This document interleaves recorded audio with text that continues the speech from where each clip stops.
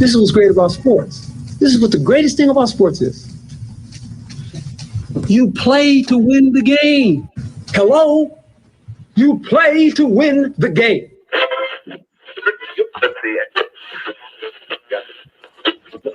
Winning isn't everything, but it's the only thing. In our business, there is no second place. Either you're first or you're last.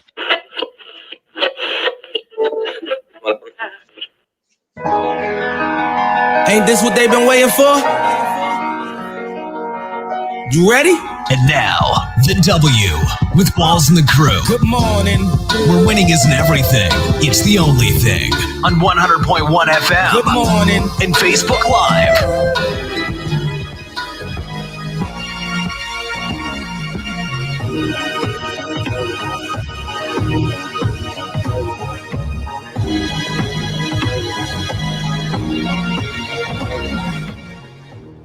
Good morning. Right back like we never left. Another Saturday morning with the W Show, talking sports and pop culture. You're listening to the W Show on 100.1 FM, 1 Kansas City Radio. Watching us live on one of our social media pages. We appreciate you tuning in. My name is Steve Walls, and as always, I'm joined by the other hosts of the show, DJ Q, Jazz, and No. How is everyone this morning? Good. Great. Good. It's okay. a rainy Saturday. It's kind of dark. You know, I'm used to the sun shining coming in. Got some rays of light coming in my house, but this morning 2 weeks of sunshine, and now we're used to it. Yeah, After you know, Steve. 7 months of darkness. It makes it hard to get out of bed. It was hard to get out of bed this morning when it's gloomy out like this. Yeah, I ain't gonna lie it's to you. supposed to be cold the next couple of days, so Yeah, you guys got to learn to love the precipitation, man. nah, it's not good for the good old mood. I agree. You know, you kind of got to build yourself up. You know, it's not good for the mood, but whatever. We'll be all right. How was everyone's week? Man, It's it great. was good. It was really Yeah, good, man. really We, good. like you said, we got some sun that we were used to, so it almost felt like spring. Mhm. We are Right? right Went on by the edge. fast. Yeah, got a little golf in last weekend, and then earlier this week also took Peyton to the batting cages, so wasn't bad. Yeah, we missed the batting cage invite, but that's fine. Hey, whenever you want to go, my man, I'm there. heck yeah. Yeah, I ain't gonna participate. I'm gonna be there though. I want to be there. Like I ain't gonna swing the bat. Noel said his batting swing looks the same as his golfing swing, huh? Very eerily similar. Eerily similar. I can see that. So, But honestly, this batting cage though, they have a bunch of different cages. So I've never been to one that throws 80. Q, have you? No, I haven't been the one that throws 80, but you know, that's a hard fastball to hit once it hits that above 75 range. Mm-hmm. So they have they start at 35 and go up to 45. I believe they have like a 65, and then it jumps to 80 after that. And then they have, of course, the slow softball pitch. So not bad. Yeah, we'll have to work with it one day. Mm-hmm. Sure. Let's get to today's headlines. And now, here are the biggest sports headlines from this week. We bring them to you every Saturday morning on the W with Walls and the crew on 100.1 FM and Facebook Live.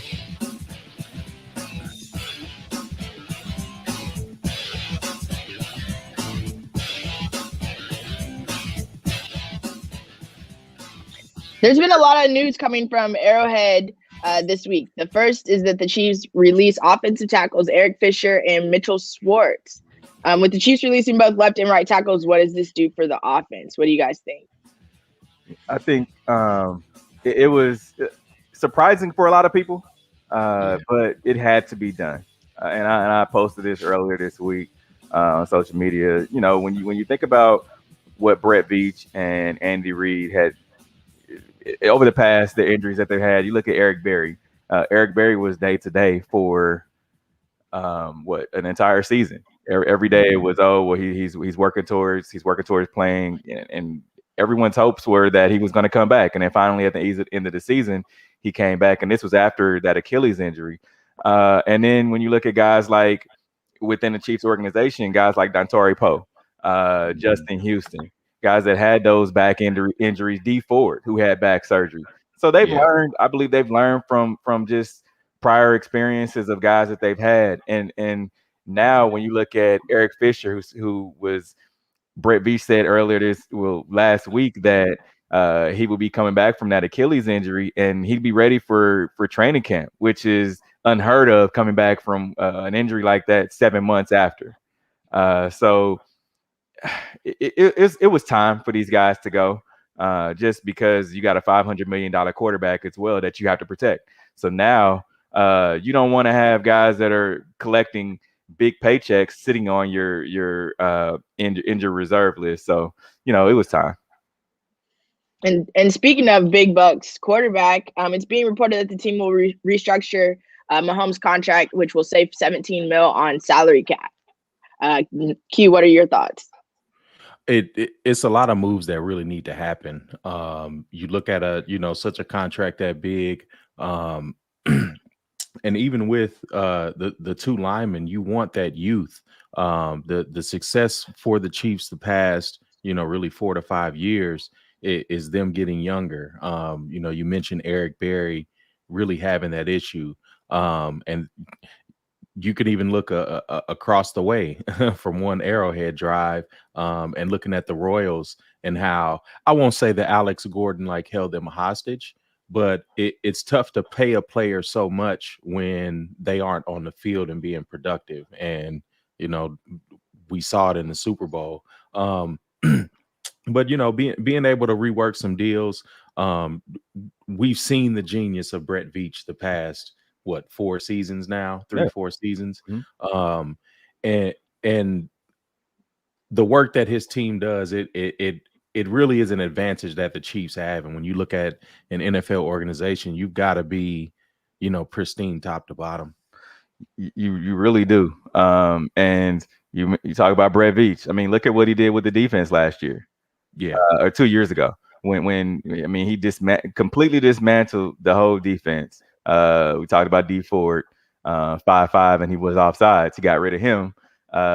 Justin Houston, all those guys that were, and I don't want to say a hindrance to the defense, but they just weren't moving the team forward. I mean, you got to a certain point, and then it's kind of like, all right, we need to kind of shake things up a little bit. And then they brought in, of course, all these new guys. Tyrann Mathieu is one of them. Mm-hmm. And what do? Go to Super Bowl.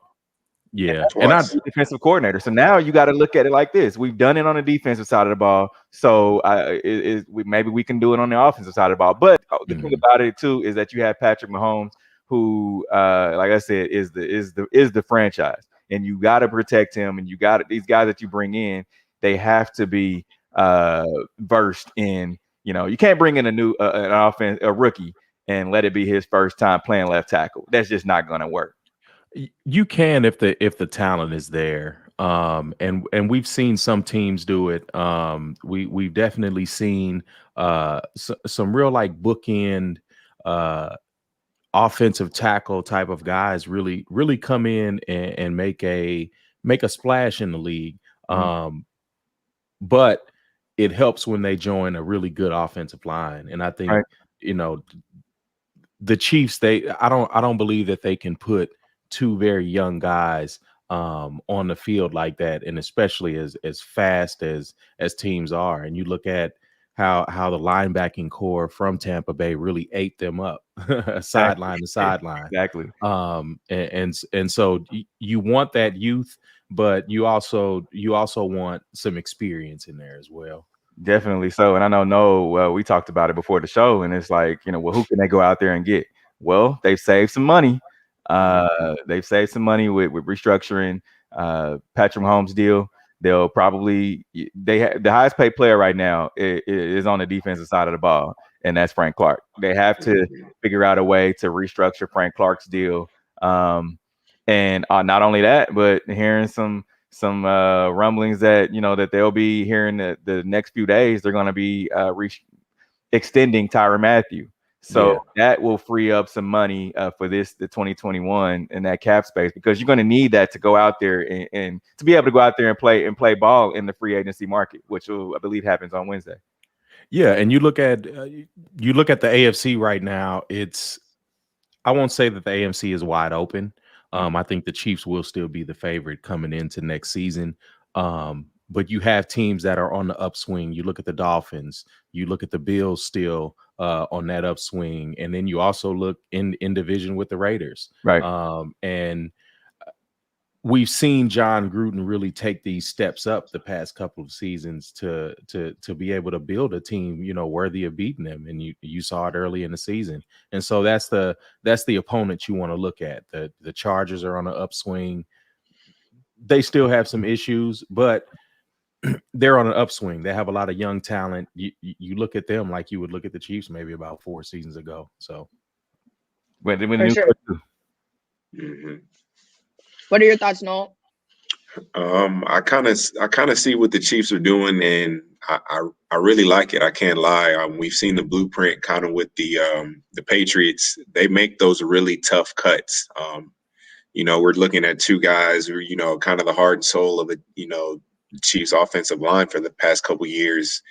And it's just like Steve said, it came to the point of where we just need to make moves. I mean, they're tough cuts. I mean, you guys are part of our family. It's hard to cut those guys, but if you want to continue to win, if you want to continue to remain, competitive in this NFL, you're going to have to make those cuts. You're going to have to get guys in there that's going to be, on rookie contracts. Mm-hmm.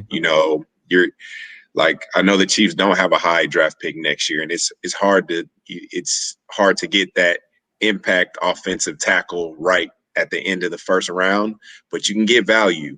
And I think that's kind of what Veach is going for. He's like, I'm going to, I got to get younger, like Q said, but I also have to, restructure contracts so I can, get maybe a free agent that has a little bit of experience that can fit right in with this line. So I like what Veach is doing. I mean, he's shown that he's one of the top executives in the league just based off how he's maneuvering. So I like it. I like it. It's very much Patriots. It's giving me Patriots vibes, how they like next man up. Like if you feel, and it's not like they felt like they were owed more money, but it was like, look, either you're going to get down or get left. You know what I'm saying? Get right or get left, basically. So I like it. I like it a lot. Use the paid in full. Get out and lay down, huh? Get out and lay down. Yeah. I almost went there and I was like, nah, that's not what I really want to say. Is get right and get left. Sounds like they're trying to build a dynasty. On the other side, it's been a rough week for the University of Kansas. Let's start with earlier this week. Kansas fires AD Jeff Long 2 days after parting with Coach Les Miles over issues at LSU.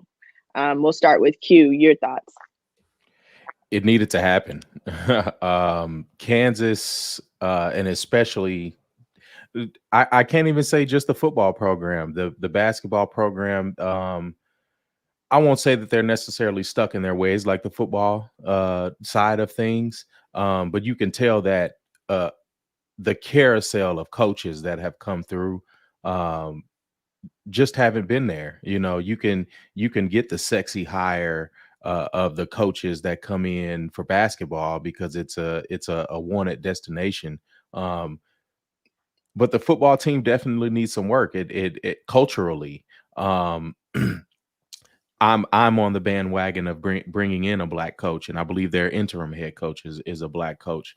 But you need somebody that can change the culture of the university and somewhat of the city, as with the city of Lawrence. And you need to make it more attractive for these guys if you want to be successful. And you look at, Texas with this whole Eyes of Texas thing, like KU is at a really good position where they can take recruits from, Texas and the whole Eyes of Texas debate that they have going on. And they need to move in a new direction. And you looked at that, like the Chiefs did that, when they had Scott Pioli and they moved on from Pioli and on to Brett Veach. And Pioli set the stage, but Brett Veach was still able to go in and make certain moves. The athletic department at KU, they've just been happy with just a great basketball program, and that's it.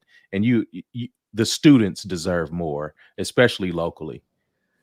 You're spot on, Q. And the thing about it is if you look at the past, just the football hires that they've made, they've all been, they try to make a splash in the coaching hire, right? But the thing about it is they don't win. I mean, you get a coach like Les Miles in there, and you expect him to be able to go out and recruit just because of his name alone. Of course, former LSU coach coming into the University of Kansas. Just it seems like no one wants to go play at KU football wise. And then furthermore, you have Jeff Long, who hired Les Miles, whether he did or did not do what they said he did at LSU in the past. He still knew. You had to have known. When you don't just hire a guy and don't look into his background and don't hear things that are out in the market. You don't do that. You do if you're out of touch. And well, right. we've seen that from what was it, the Mangino, what was his name? Gary Mangino? Yeah, we saw it with that hire. And it seems like they try to get those sexy hires. That's like the hot name at the time, instead of finding a guy that could come in and really change the culture. And that's the problem when you allow these influential positions to get so old and out of touch. But here's the thing about that too, is that we all know, and everyone knows, that KU isn't a football school, right? So Bill Self is, he's the front office executive for the school. He's the you send Bill Self out when you need to go get some money. You send Bill Self out when you need anything you need for the University of Kansas. You throw Bill Self out there and put him, and rightfully so. I mean, the University of Kansas basketball team, as much as I hate to talk about it, but they're winners. They do win. They're a blue blood school. But with all that being said, they knew about Les Miles. And I posted it earlier this week too about Jeff Long. Like, why does he still have a job? You've hired all these coaches, and then you go and hire Les Miles just because you feel like no matter what he's done in the past, he's going to come in there and change the program around and be a winner. And that's just not what took place. And now it's coming to bite him, because it's everything, comes to light. And it did just that. And they wasted money. And the coach I was talking about was Mark Mangino. Yeah. For sure. It's unfortunate to watch, and especially with such a powerhouse school, or a school that could be a powerhouse in all aspects.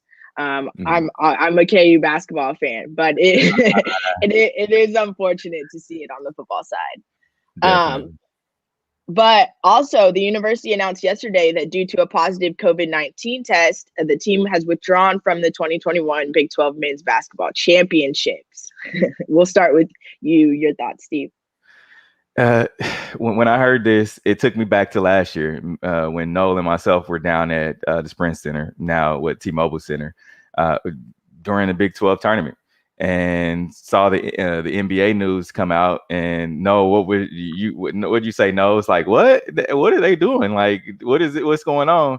And then the Big 12 tournament just shut down. All of sports shut down, and it took me back to that moment. And I'm like, man, is this happening again? But COVID is still out there. COVID is still a real thing. And the thing about it too is that they should have put these players in a bubble from jump. Like, if you're going to have a season similar to what the NBA did, you got all these different tournaments all throughout the country, take them to one place, let them all play, and get it over with. And I think that that's what they should have done. I feel like when they had this set up for the NCAA tournament, and that was like a month ago. They should have already had protocols in place for these conference tournaments, because they knew what kind of situation we're dealing with. We've dealt with it for, at that point, 10 months. We knew what was coming. I don't understand why there wasn't a bubble if we actually wanted to go through with conference tournaments. And I know some conferences have more resources than others, but I just feel like you just robbed KU of a chance to win a conference, championship. Who knows what would have happened? I mean, they are probably going to make the NCAA tournament, but I mean, this just puts them in a bind because now they have to have consecutive negative tests. They have to do a whole lot just to make the tournament and just to get into the bubble.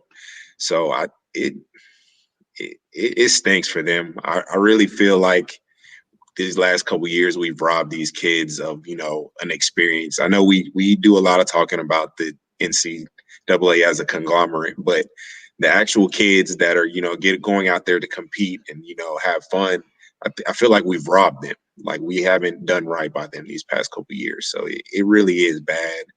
Hopefully this doesn't happen. I seen it's a similar situation happening to the Virginia men's basketball team, if I'm not mistaken. So, I mean, this could be a real issue to where we're dropping teams that deserve to be in that bubble because of COVID. Yeah, and you look at exactly the miscommunication. Like Noel said, there should have already been protocols in place. And again, that falls on the AD, that falls on the Big 12, and it also falls on the NCAA.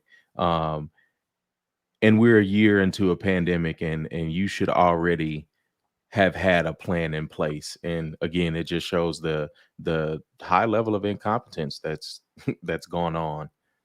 And here's the thing about it too.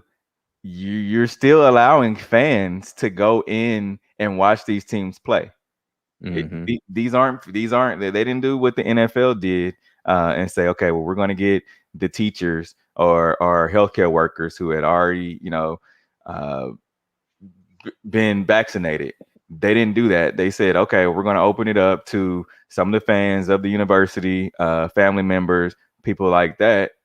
And who knows if someone had been in there with that, has the virus. So you got to look at it from that perspective as well. And it's all money at the end of the day. It's the bottom line. It's all money. And I definitely feel like they were just too leisurely about going about the process and who they let in and everything.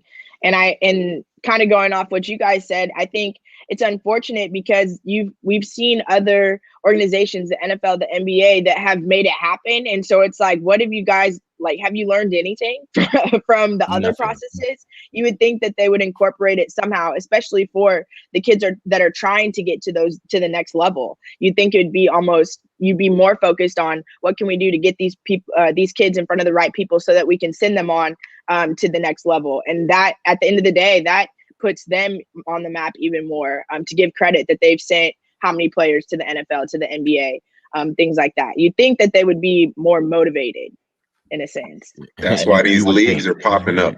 These leagues are popping up all over the place. And it's only a matter of time before the NCAA, as far as football is concerned, they have a big mess up and somebody comes and says, you know what?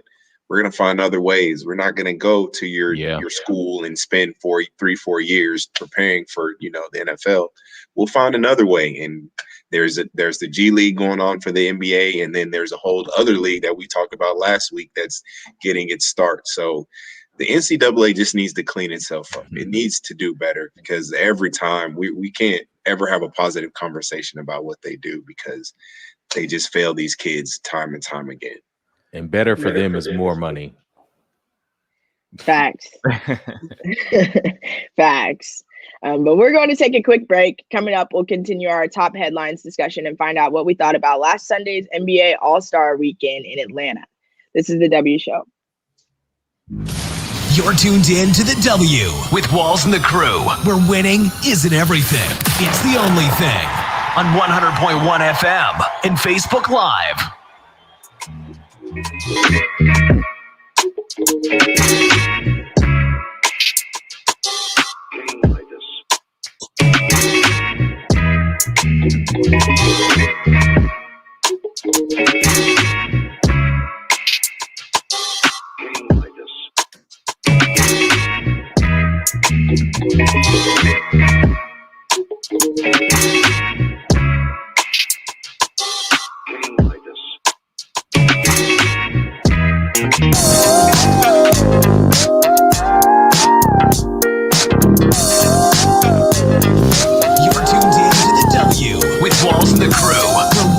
Isn't everything.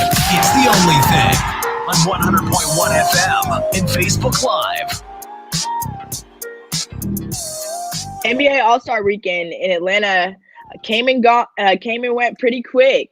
All-Star Weekend is normally a 3-day event, which was crammed all into one day that included the 3-point contest, skills challenge, and dunk contest. Noah, we'll start with you. Is there any surprises in the results for you? I mean, obviously Steph winning, we kind of called that one. He's like, yeah, Steph's going to win that. As far as the game goes, I think we knew the team LeBron was going to run them over. It wasn't much of a game as far as I'm concerned. But I mean, I kind of like the dunk contest. I'm not going to lie to you. I kind of like, just having the 3 guys. There are some innovative dunks. In the skills challenge, that's always my favorite event.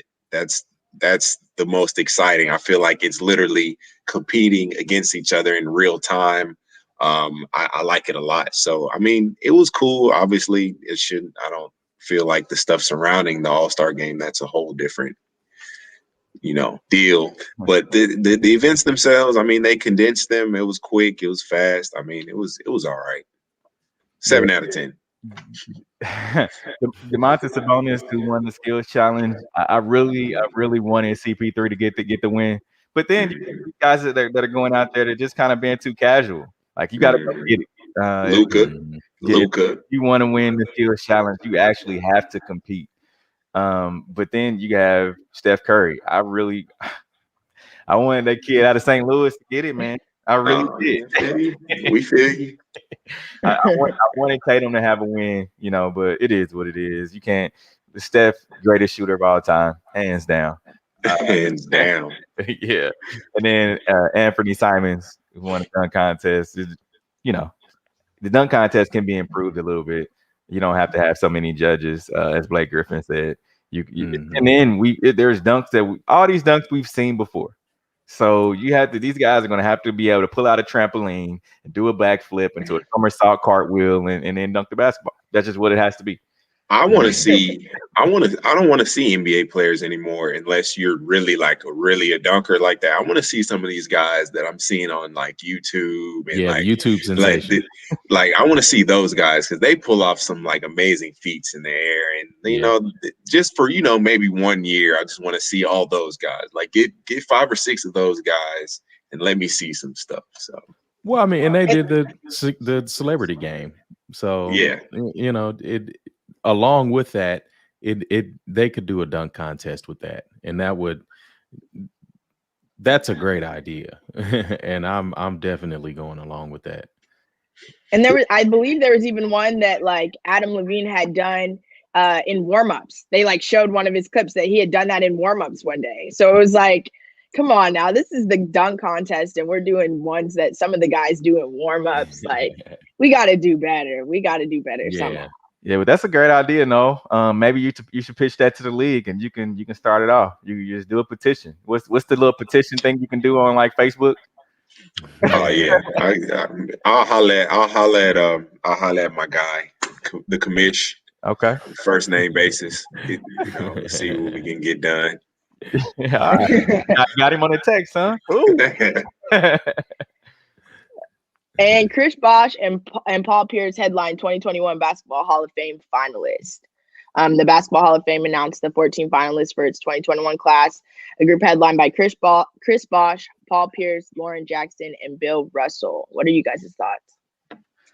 We've been talking about it. We're seeing all the guys, and Q, I'm specifically talking to you, all the guys that we grew up watching. Of course. The Tim Hardaway, you look at C-Webb, Paul Pierce, Ben Wallace. These guys, we grew up watching all of these guys, and now they're our age, and they're being inducted into the Hall of Fame. It makes me feel old. Yeah, and I like that Michael Cooper induction. Mm-hmm. I love the ladies being involved in this. There's a lot. And you can tell that the NBA again is just culturally ahead of MLB and the NFL by leaps and bounds. Mm-hmm. I agree. Leaps and bounds. I like that. I like that double Bill Russell induction. Him as a player, all the way back in 1975, and then now he's as a coach, which I don't know what it took him so long because he retired from coaching a long time ago as well. So I don't understand what took that so long, but I personally, bias, of course, I like the Chris Bosh one. Dallas, Texas native. You love to see it. He deserves it. The Chris Webber one, he's been deserving of being inducted in the Hall of Fame. He retired so long ago. I know they kind of have the issue of the thing of him in Michigan, but I don't understand why he hasn't been inducted into the Hall of Fame. That's the NCAA travesty. problem. That's what I'm saying. That's a travesty, honestly. Yeah, and then that Tim Hardaway, he's a cultural icon, and especially when you look at a guy that's dribbling the basketball. The Tim Hardaway crossover, that was a real thing. Like killer crossover, yes. UTEP two-step. And Mahomes, Osaka, and Lewandowski are among stars advising disruptive SBAC.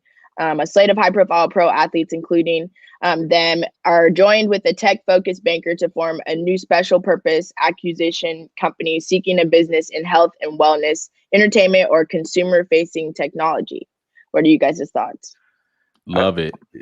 Yeah. The guys that are helping Mahomes with all his business deals, phenomenal job. Like, he has a killer team around him, and now that he's joining this special purpose acquisition companies, which is SPAC, huge. And just the company itself, I mean, before they went public, they had put money into Spotify, Pinterest, companies like that, and so they're going to be on the NASDAQ. $250 million are what they're trying to raise, and I believe they'll get it just because they have all these. They have some star power now, but yeah, he's putting himself in a position to create generational wealth, and is what he's already has, but he's going to even add to that. Yeah, and Steve, I may need you to send Brittany a text, so he could holler at Up Down Nightlife, because we're definitely looking for some angel investors, and this is great for what it is. It's just being able to enter that space, to invest in Black businesses, especially in tech. They receive Black businesses receive 1% of the venture capitalist money that's out there, and we see groups like Kevin Garnett, even Diddy, putting together different ownership groups and different investment groups that can put some money where it needs to go. Agreed. And speaking of money, Dak Prescott and Cowboys agreed to 4-year, $106 million contract. Big bucks. What are you guys' thoughts? Yeah, that's Noel's boy. Nah, I'm just. I said this earlier this week in the group message, and I'm like, man, I wouldn't have signed Dak to this amount of money. Right? He's deserving of it. Don't get me wrong. He's deserving of it. However, I wouldn't have signed him. If I'm the GM of the Dallas Cowboys, I'm not Jerry Jones. I'm not signing him. I'm going out there, and just because of the injury. Now, pre-injury, of course, he should have got this last year. But right now, because of the injury, I think they're the Dallas Cowboys, and I've never seen Jerry Jones do this, but I just think that they're trying to save face. They're really trying to pay him what they should have paid him last year. And what I would have done is I would have traded Dak Prescott, and I would have traded Ezekiel Elliott, and went and got you can laugh, but I would have went and got the QB in Seattle. That's who I would have went and got. Hey, you see how Steve stuttered over Ezekiel Elliott? Steve doesn't even believe himself. I'm serious, man. Like Steve has spent the last 2 seasons championing Alex Smith and his hobbled injury, and then he's worried about Dak Prescott, a young quarterback, coming back from an injury that he could definitely come back from. Yeah, Steve, I'm glad you don't have the GM job. You would probably be I wouldn't say worse than Jerry Jones. You can't do worse than Jerry Jones, but Here's that's the thing. So you telling me right now Russell Wilson is not a better quarterback than Dak Prescott? We know he's a better quarterback. He is a better quarterback. quarterback. We know this. But we also know that Jerry Jones does not do well with high paid players. And high paid though. He's not going to be able to move the money like that in Dallas. And then I don't also see Ezekiel trading it. I don't see him trading Ezekiel either. Yeah, Like, no. Why would you trade two pieces like that for Russell Wilson? No, like no, that's not going to happen. Because then again, you would have to retool your whole offense to cater to him. Like he's not going to go from Seattle to Dallas. Like that's not going to happen. No, Amari Cooper's not that good. Hey. I'm disappointed in my team though, just because of the last 12 months. It's just been awful with the contract, the injury. Like Steve said, they're definitely saving face. I don't know. I can't even tell if we're about winning at this point. Because the moves that we've made they're just bad moves. Mm-hmm. From the head coach signing, I'm not a fan. We just fell apart, and the couple years ago we had just won a playoff game. We're on the uptick, and it just seems like, I mean, we need to take a book out of the Chiefs, a page out of the Chiefs book. It seems like at this point and start, making some tough decisions. Obviously signing Dak to this contract was needed. We needed to do it because the quarterback is unfortunately the most important position in today's NFL. But now we have no room to sign any other, pieces that we need. Like we're pretty much hogtied at this point. So either Dak is going to lead us to the Super Bowl by himself with no real offensive line and no real defense, or we're just doomed to 7-9 for a couple years until we find a way to get out of that contract. That's the only two options. Exactly. And that's what Steve wanted. This is the team that Steve wanted Russell Wilson to come into in the prime of his career. But Q, you're looking at what Noah just said. You're not going to have money with this contract to sign anyone else. Like you're paying Dak $40 million a year, and you could go get Russell for half of that. That's on Jerry Jones. But what I'm saying is, if I'm playing GM, that's what I would have done, and it just made better business sense. Not taking the fandom out of it, taking all of that out of it, just from the business side of it. You go get a guy who just makes sense, and you can build around him. Whether you have to restructure or not, you can still build around Russell Wilson. You can, and it doesn't take much. Yeah, and I just don't like it because it's just so reminiscent of like the Herschel. It would seem like they're trying to do that Herschel Walker trade all over again. Like, just getting rid of cleaning house, and then trying to strike gold again. And I don't think you do that. Not with currently how the Cowboys are constructed from Jerry Jones down. In any way, though, I will say get paid, black man, get paid. Get paid. I'm glad Dak has that contract because I didn't like how he was treated the past year as far as the contract negotiations went, as far as what we've read. So as long as Dak gets paid, I mean, he's had a tough year when you really think about it. Losing his mother, the situation with his brother, like he's had his share of, hardships. So I'm just glad that at the end of the day, he got his money. Yes. Hey, man. Now we're going to take a quick break. Coming up, we'll have our Hate It or Love It segment and kick it off with our Stinkers of the Week. This is the W Show. We'll be right back. You're tuned in to the W with Walls and the Crew, where winning isn't everything. It's the only thing. On 100.1 FM and Facebook Live.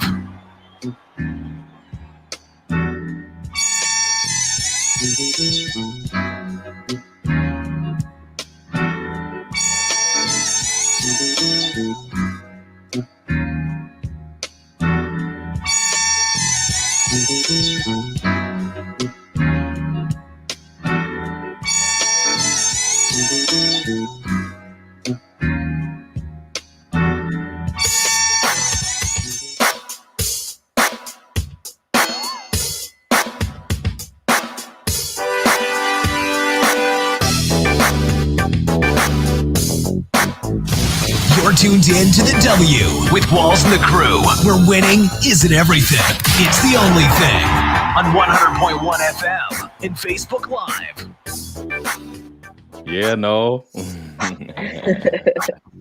It's that time for Love It or Hate It. Hate it. If we love it, we talk about it. If we hate it, we move on. Remember to interact with our show. Use the hashtag talk about it, message us, and we will talk about whatever topic you want. Now, starting off for sneakers of the week. First, we will start with the Sean Weatherspoon Adidas ZX 8000 Super Earth. What are you guys thinking? I'm really feeling these. I like them. Yeah. Different. They very different. Yeah. It's like those shoes last week, you know, they're so ugly, you gotta like them. I like the patterns on them. I don't know what I would wear, but I like them. Yeah. I feel like we've had a pattern the past couple of weeks with those. Like we have the ones that are like way different, and it's like can go either wide left or spot on. But I'm feeling these. I'm feeling these. And when you look at them though, like the yarn coming off of them, or the thread coming off, is just kind of different. You know, that's why I like them. You know, but the thing about it is, you get these wet. Yeah. The wrap. Hey, Steve, what color pants and top are you wearing with this? It's a good question. I black works with these. You can also, what I would do is if there's like and I can't tell if that's really like white or off-white because of the picture, but I would wear some white pants with these. And I was gonna say some cream colored pants and maybe a solid top, orange or something like that. But yeah, For sure. A flannel in there. And some classics, the Nike Dunk Low black whites. Yeah, I like these. Yeah, it's Simple an automatic. does the trick. Yeah, it Can't does go the trick. wrong. Can't go wrong. The Yeezy Boost 700 V2 creams. No, I'm rocking. you like them? Yeah, I do. I'm rocking. I can I'm see definitely my rocking. Might be the photo for me, but yeah, I need to see them in person. Sometimes I'm rocking. Yeezys, they really don't take pictures well, except when they're on some on foot. Yeah, They on foot. yeah. I'm telling you. Yeah, these is nice. Definitely. And last but not least, the Reebok Answer Ivy OGs. Yes, sir. Yeah. Yes, sir. I love these. I love these. Yes. Who had them? Because I know I did. I had the black and white pair. I didn't have these. I had the DMXs, which those are the ones that I'm wanting to come them to re-release, and then I had of course the questions, but I never had these. Really? Yeah, no. Yeah, never had these. I would rock them. I definitely rock them. Now, Chiefs quarterback Patrick Mahomes launching new NFT business, the Museum of Mahomes. Hate it or love it? Love it. Love it. Love it. Yeah. That NFT non-fiduciary token. That's it. That's gonna be like Bitcoin was about 10 years ago. And it's that business model, it's really going it's going to evolve, and I think really quick in the next 2 to 3 years. There was like and people that don't understand it, what it is. Let's just say you take a video of a high school basketball player, right? That player goes on to, and you purchase the rights to that video for, let's just say $1,000 in 2021. Then in 2040, that player goes on to be the best basketball player ever, and you still have the rights to his video that he had back in 2021. Well, now in 2040, you can go and sell that video because it's worth $100 million, and you paid $1,000 for it. So that's basically what it is, and it's kind of I think they had what is it called, Bleeples, where there was an artist that made like a video of different people and put it all together, and it's over $360 million or something like that. Which and then also Jack, the owner of Twitter, is trying to sell his first tweet ever. So it'll look at it like digital art. Yeah, it'll. Let's hear from Patrick. Yeah, I think it all started when I was young and collecting memorabilia myself.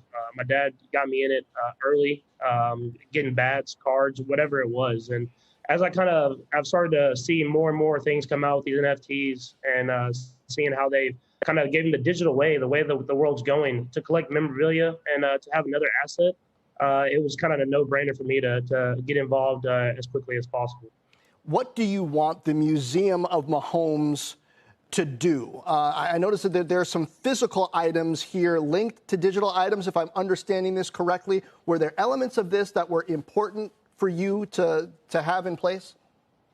Yeah, I just wanted to find another way to connect to my fans, and I think the Chiefs Kingdom and the fan base that we have, they're so supportive of me, and so we just want to do whatever we can to find another asset for them to venture off and find a way to connect to me and for me to connect to them. Now, I can't figure out if I'm just old or what. I have a hard time understanding this idea of owning a highlight that kind of anybody can see. Maybe I don't get royalties off of it when people play it. Are there certain types of memorabilia or sports moments or things linked to NFT that you think have more value versus less? Yeah, it's honestly so new. I mean, for me right now, we're starting with the artwork and the limited little things that we're throwing out there. But the highlights that the NBA and other NFTs are doing, I mean, they're really cool and they're really something special. And that you get to have your own someone's highlight is something special. So as we continue to venture off into this, hopefully we'll have a few highlights of my own that we can use. Yeah, he explained it better than I could. Yeah, and it'll be a huge industry, and is the as fast as technology moves, we're looking at a 2 to 3 year window for sure. So if you got some highlights, or if someone's selling something like Patrick Mahomes, go out there and buy it. I would. What if I have my own highlights? What if I got tape from me in high school, and I made a really good play? You think you could move it? Hey, find a way to create some value for it. Exactly. Oh, man, that's crazy. I don't know a couple people that I still have video of. So, thanks. I'd like to see him. For sure. Now, LeBron's Spring Hill Company featured as Fast Company's most innovative for hiring a diverse staff and presenting diverse points of view, and also having a strong, massive commercial success. What are you guys' thoughts? Hate it or love it? It's how we talk about the disconnect that the AD from KU had with players. It's the inverse is true with LeBron and his team.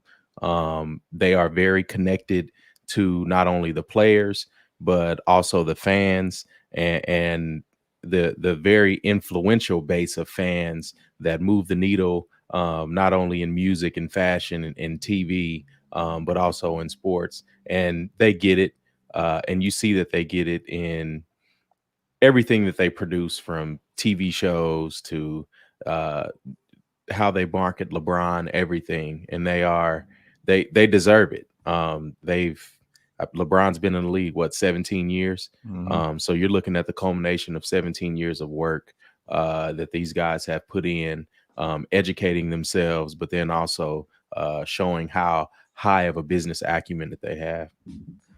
Yeah, as much as, and it's kudos to Spring Hill Company, LeBron and Maverick Carter, all those guys.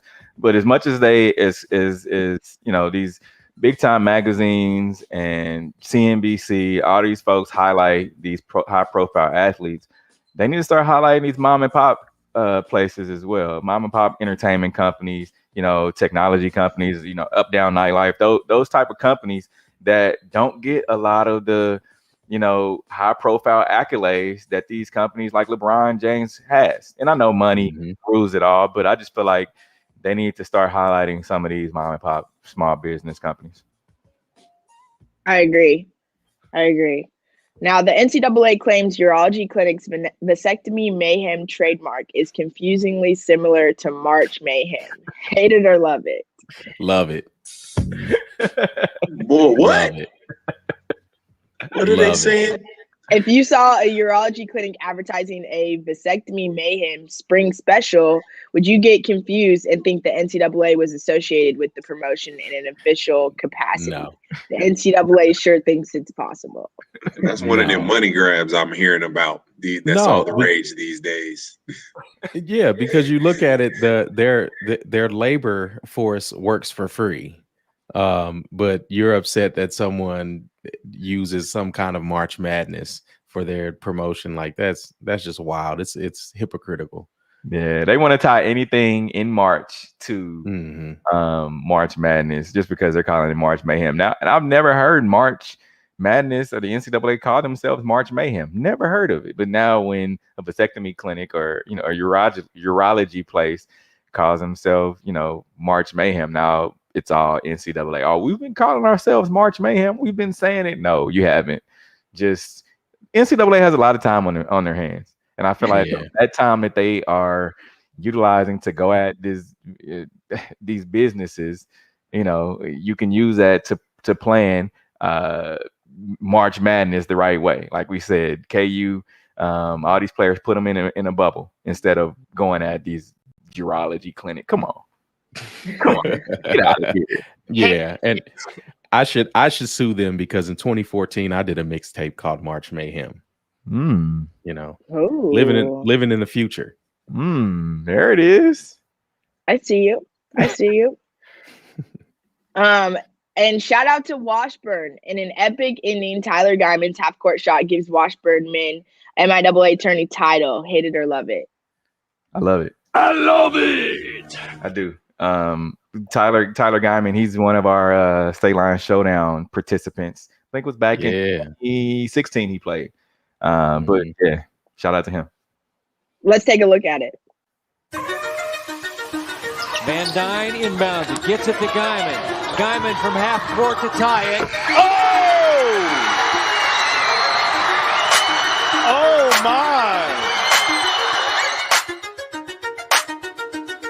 Williams gets the inbound to Guyman. 2.7 seconds left. Guyman launches one. It is good. It is good from 3/4 away.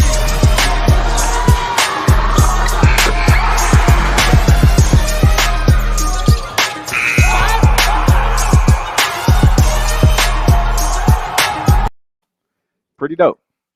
Yeah, and that's directly influenced by Dame Lillard and Steph Curry. And you see, those type of highlights, you could make NFT. Hey, I'm sure he's already on it. The kids are hip these days. I'm sure he's already on it. You hit him up now, it may go for about 100, 150.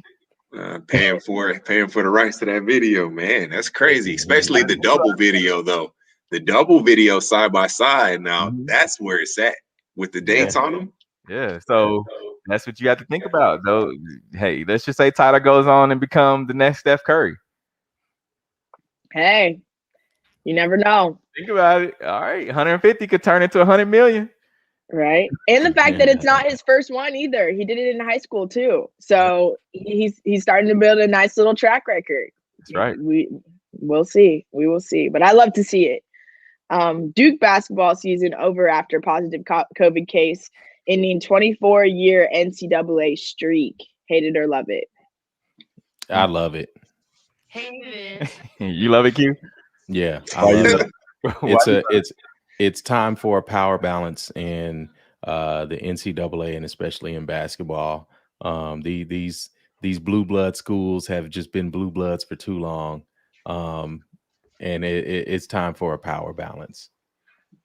Yeah, I hate it for the young men though. That work hard, throughout the season, and then to have it taken away from them because of mediocrity by the NCAA of them not planning well. Exactly. Yeah, that is tough. They had a tough year. They lost their one of their best players that said, you know what, I don't care. I'm just gonna go ahead and prepare for the NBA. Mm-hmm. They had a tough year, so that does kind of stink for them. But like you said, I'm glad they're no longer the top program. Like let's move some of these players to some of these other programs, possibly HBCUs. Mm-hmm. Yes. So, yes, sir. For sure. And Michigan State announced its basketball team will now be called MSU Spartans, presented by Rocket Mortgage. Hate it or love it. Hate it. Get the bag, Michigan State. Get the bag. Well, I love it if some of the players that bring in the money to the university, get some of that, but we know that's not going to happen. It's possible. It's not going to happen. It's possible.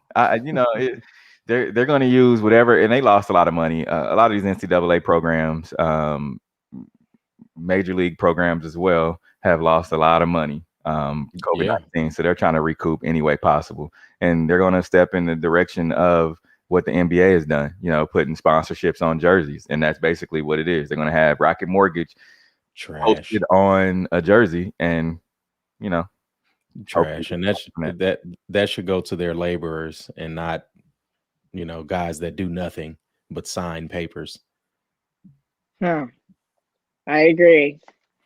Now, quarterback Cam Newton is re-signing with the New England Patriots for another season. Hate it or love it? Love it. Love it.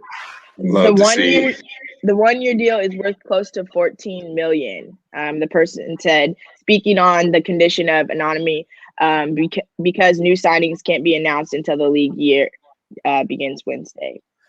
It'd be good to see what Cam can do under a full training camp. Yes, full training camp. Build up that chemistry with a lot of his players. Be good to see what he can do. And I really feel like a lot of people are like, well, Cam isn't going to be able to do much. They don't have the tools. I mean, you never can count Bill Belichick out. You just can't. And I feel like I want to put if I will put some money that they will make it to the playoffs this year. I really would. Bill is a great coach. He finds a way to get it done no matter what the situation is. And Cam is still a good player. Like, he still has some value left in him. So I wouldn't disagree with you on that. I believe that they'll find a way to make some noise this year. For sure. Mm-hmm. And South Carolina head coach Dawn Staley wore a replica of her high school jersey, Dobbins Tech number 24, while she coached in the SEC Women's Basketball Championship game versus Georgia. Hate it or love it? Love it. So fire, too. No, that was dope. I loved it. Dope, too. Definitely need that jersey, too. For sure. And Texas Tech offers Patrick Mahomes' 2-day-old daughter letter of intent offer. Hate it or love it? I love it. It's so extra. It makes good for entertainment. It makes good to be talked about. I love it. It's an early offer. It's cool. How we know that she's gonna play soccer? Exactly. She might be a basketball player. She might not play. She might not play anything and become an accountant. Yeah, but she's gonna be have that swimming scholarship in money. ready for her though. I don't know, but with that athletic ability in the blood, I feel like she's got to play something. Exactly. I feel like. Yeah, we thought the same thing about Michael Jordan's kids. That's tragic, but he didn't matter. Their mom wasn't an athlete, I don't believe. I think I don't know if that both he got it from both sides, so they split. That goat ability down the middle. Goat ability, I love it. Now, Antoine Walker shares wild Michael Jordan gambling story about a 36-hour game of spades. Hate it or love it? I love it. Love it. Sound like my uncles, man. Love it. Sound like my mama. Love it. Hope she's not listening. She goes to spades tournaments. She's definitely listening. she goes to spades tournaments. So that's crazy though. 36 hours. That's insane. As a kid, I witnessed plenty of those hard parties, walking around like, dang, y'all still up? And it's like 5 a.m. They still at it. It's crazy. It's the craziest thing because they really don't care that I'm in there trying to go to sleep. No, they didn't care. No. You're gonna listen to all this 90s R&B, and you're gonna stuff your head under them pillows because these spades are gonna happen, and nobody better renege. Don't forget about Big Whist. They got Big Whist running too. Man, dog, it was the worst. Man. Let's hear what Walker had to say. Oh yeah, Ed played everything. Bull spades. He really was a poker player though, but I wasn't a big poker player, so we had to get into spades and everything. Boo-ray. He had to get into some of our games. Right. But we probably gambled 3 days out the week. His restaurant was right across the street. Not even right across. They shared the same parking lot as the gym. So it was many a days he'd be like, let's go to the back of the restaurant and play and have dinner. So we've had many of those days. But yeah, when Mike calls, the buy-in goes up a little higher. Let me just start with that. So it's going to be a number put on that everybody got to bring to the table. I say probably 20,000 is the cap. That's cold hard cash, 20,000. Yeah, you got to have 20 to get in. Just to get in. Just to get in. You ain't got 20 to get in, you can't even play. So that starts that. And then Mike is competitive, man. I remember one time we played spades for 36 hours. What? Damn. What? We played spades for 36 hours. We were playing against two other guys. We were playing against two other guys. Me and Michael were partners, and we were playing against two other guys. And they had us stuck BMAC 900,000. What? Yeah. So you guys familiar with spades, right? Yes, sir. Yes, sir. So you're familiar with spades. So you know. So y'all know the first hand. So we were playing the first hand bid itself. Yep. Okay. Right. Yep. So whoever gets 7, we was betting 50,000 on that. What? Betting 50 on who gets 7, and then 50,000 on the game. Were y'all playing Joker, Deuce, Deuce, Ace? Nope. Or were y'all playing Joker, Ace? Queen. Ace, King, Queen. Ooh.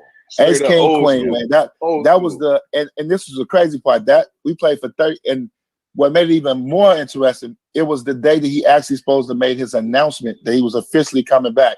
He canceled the press conference, everything. We played for 36 hours, man. Did anyone ever find out why he canceled the press conference? Did that news ever break? No, because it was we did it. We was down, and actually we was down the street from the press conference, and one of our good friends' restaurant at the top of the restaurant, and we played for 36 hours, man. We was down. So wow, look, Hey, he beat you, man. 36 hours straight. Matt, Hey, I listen. thought you stayed up all night and gambled and beat you, man. Man, Oh, yeah. no question. We didn't stay up. No, we didn't make 24 hours. So my question for you, Twan, did you guys actually have the cash, or y'all were playing with markers? No. This all cash. Ooh, So You heard that's what what man happened. said. This Hard is cash. what happened. That's what happened. I was leaving for Boston in a couple days, so I had about 100,000. I was always a cash person. I had my money. Mhm. MJ had about 200 on him. MJ sent for $500,000. Cash sent for it. And then you got to think the other guys we played against had money too. Yeah. Right. So y'all, Yeah, that's Michael Jordan for you. Love it. Sick man. money. Love it. Sick money. We appreciate everybody who joined in on today's show. Remember, hashtag talk about it. If you want us to talk about a certain topic, we will get to it. Until next week, we are out of here. Peace. The views and opinions expressed in the W Radio Show by the host, co-host, guests, and call-in listeners are solely the opinions and responsibility of the original source who expressed them. They do not represent the opinions of the W Show, 100.1 FM, One Kansas City Radio, Sideline Sports Talk, Team Wall Street Foundation, or affiliates.